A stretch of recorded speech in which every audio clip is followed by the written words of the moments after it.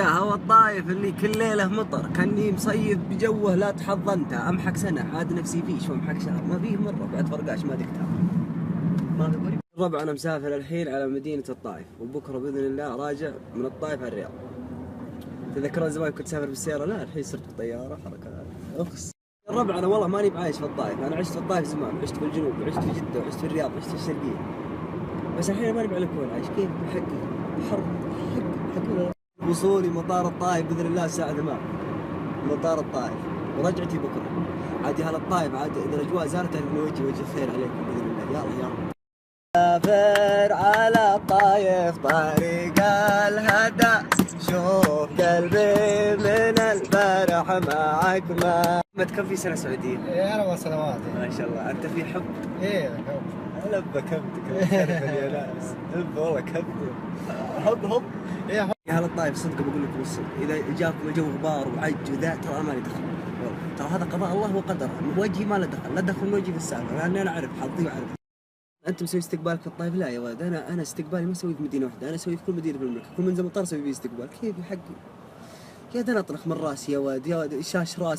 ابو احمد لا عاد تجي الطايف، اجوانا طيبه وزينه، جيت الطايف معاذ بيجينا المطر وبينقطع عنا، خليك في الرياض يطيب لك.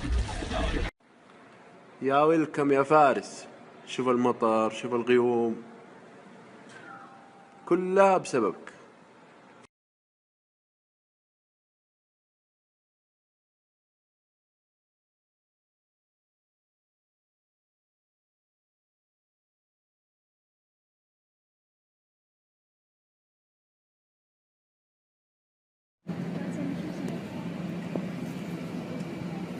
حركات في درجة أولى وكذا بالله قسم بالله أحس إني فخم.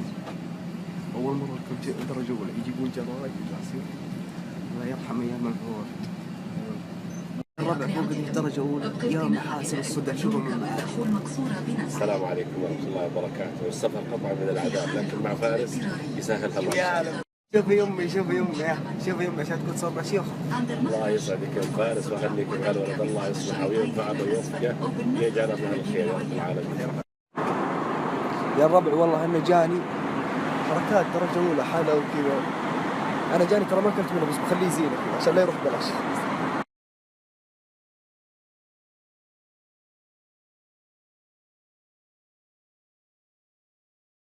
طبعا يا شيخ سعد كلمة ودك تقولها للمتابعين ونصيحة.